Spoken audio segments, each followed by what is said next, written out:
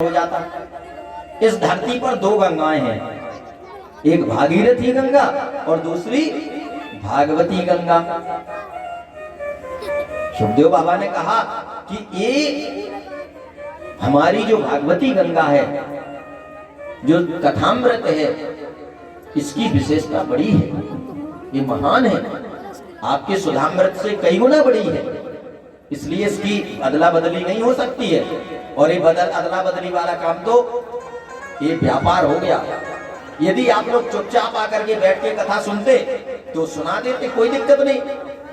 और आपने ये अदला बदली का जो मोल भाव किया तो उन्होंने हटा दिया, जाओ हटो, नहीं सुनाना, भागो यहाँ से, उठाओ अपना घड़ा। और देवता लोग सारे के सारे भागते चले गए। उन्होंने कहा इस भागवती गंगा को हम कहीं किसी के साथ भेद थोड़ी कर रहे। अरे धरती पर जो भागीरथी गंगा है वो भी लोगों का कल्याण करती है। कहते हैं कि योजना नाम शतेरपि गंगा गंगेति यो विर्यात् योजना नाम शतेरपि।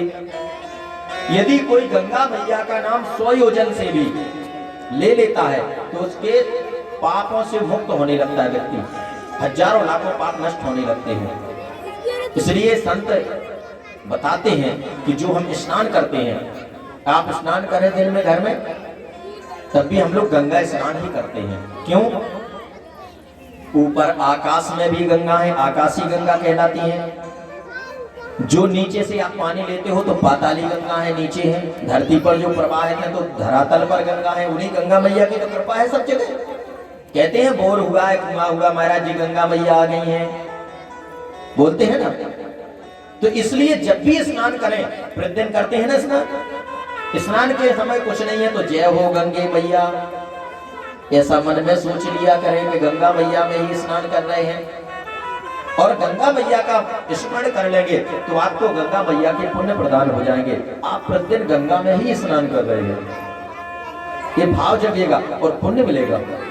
100 योजन से भी कोई गंगा जी का नाम लेता है, स्मरण करता है, तो उसे पुण्य फल मिलने लगता है।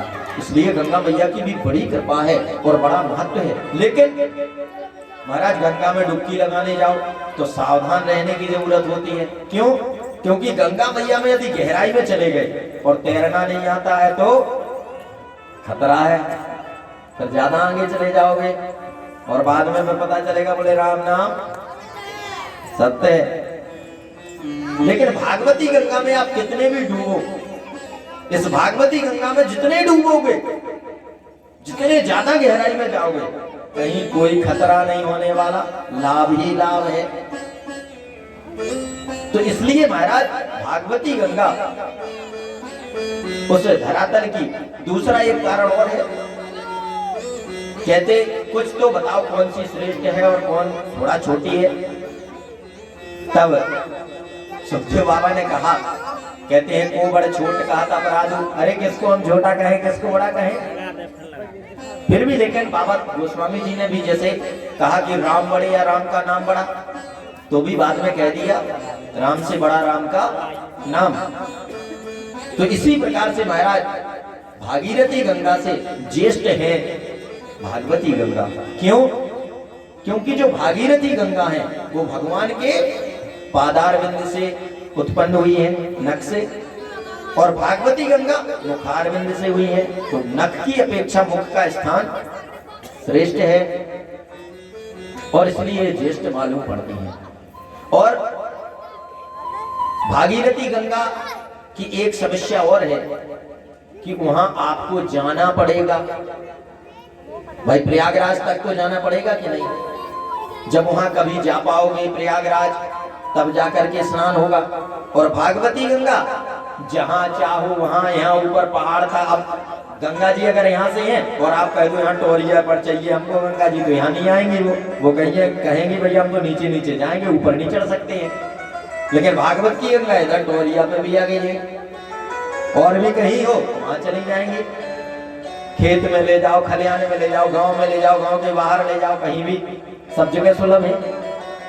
तो इसलिए महाराज इन समस्त कारणों से कहीं भागवती गंगा ज्येष्ठ है और अधिक पुण्य फलदायी है। और जब